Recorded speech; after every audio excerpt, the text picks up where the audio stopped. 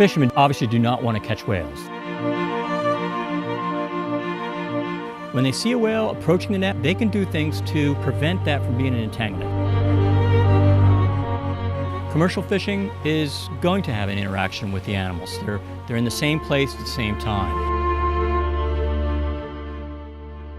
Whether the animal stumbles across the gear, doesn't realize the gear is there because it's cryptic, is not paying attention, or whether the animals are paying attention to the gear. They're focused on the gear, maybe playing with the gear, maybe targeting the bait or the prey that's in that gear.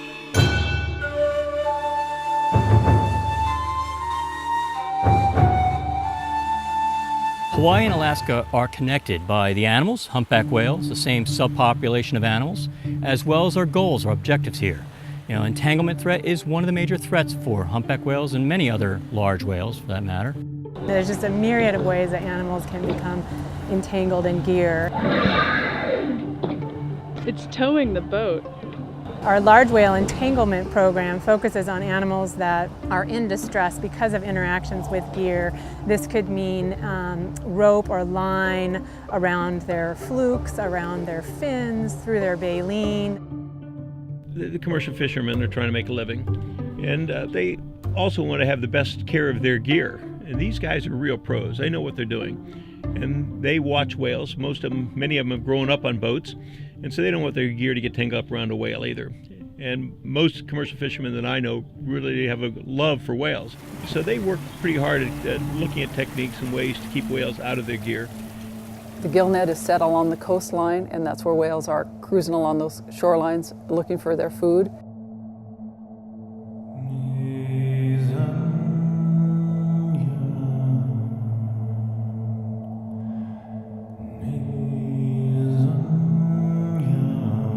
If a whale blows through a net and puts a big hole in it, it's a loss for the fishermen as well in terms of their catch. The best thing a fisherman can do to avoid a whale from getting into its net is just be vigilant and monitor the net 24 hours a day.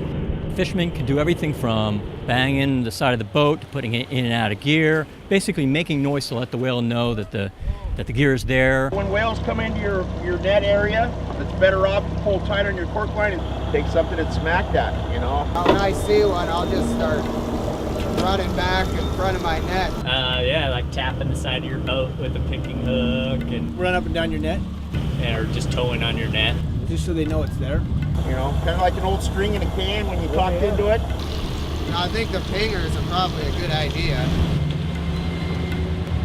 What we have here is an acoustic alert, a pinger, that a fisherman would attach to the gear to let whales know, specifically humpback whales. This one is at 3 kilohertz, which is the range of hearing, right in the center of range of hearing of humpback whales. So it let humpback whales know that that gear is there, so we'd avoid the gear and we wouldn't have an entanglement. Now, this one's made by Future Oceans. It's from the Innovation Center there in Australia. This is a company that's working towards helping fishermen not catch whales. Pingers are an acoustic alarm that's fitted to fishing gear around the world, and it gives off a frequency, a signal, which is detected by whales and porpoises and dolphins, and it's helping fishermen to keep them out of their nets. There are some concerns with the acoustic alerts in that there might be too much sound in the ocean. So we have to be careful in that regard. And there's several studies underway, both here in Australia, that are looking into this. You know, we're not just going to throw these out in the ocean, we're investigating their use. And there's high hopes, though, that this will do a lot towards preventing entanglement threat for these large animals. Humpback whales still have a lot of mysteries. I can go out on one day and find they're doing something totally different than I ever expected. And so they're always surprising me. And there are a lot of mysteries out there for humpbacks, sperm whales, you name it. I don't think we're even close to finding the answers. Many of the populations of whales are growing, and humpback whales would definitely be an example of that. They're increasing at probably 5 to 6% a year, which is for every 100 whales one year, you'll have 105 or 106 whales the next year, meaning that they are increasing at a pretty good clip. This issue of entanglement, the interaction between the animals and the gear, is likely to grow. Just by the probabilities alone, more animals encountering that gear is going to increase the entanglement threat. The Sanctuaries Program mission statement is to protect our oceans. Here in Hawaii, the primary coordinator of the large whale entanglement response effort is the Hawaiian Islands Humpback Whale National Marine Sanctuary. Up in Alaska, that primary coordinator is NOAA Fisheries, the Protected Resources Division up there in Alaska. The issue of large whale entanglement in Alaska is an emerging story. Our next chapter in this story is focusing on prevention and solution building. For me, I think what needs to happen is for industry and the management or the government agency that's responsible for managing the species and scientists to come together and really identify and acknowledge that there's a problem, that a solution needs to happen. If we can't save these animals, the most loved, iconic species on Earth, what hope is there for any other species of animals?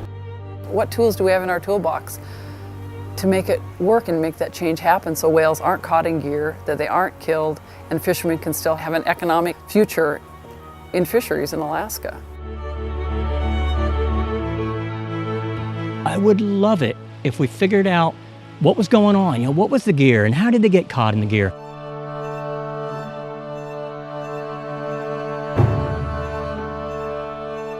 Maybe acoustic alerts are the answer. Maybe that alert system would really reduce the rate of entanglement. I would love that and be out of a job of cutting whales free.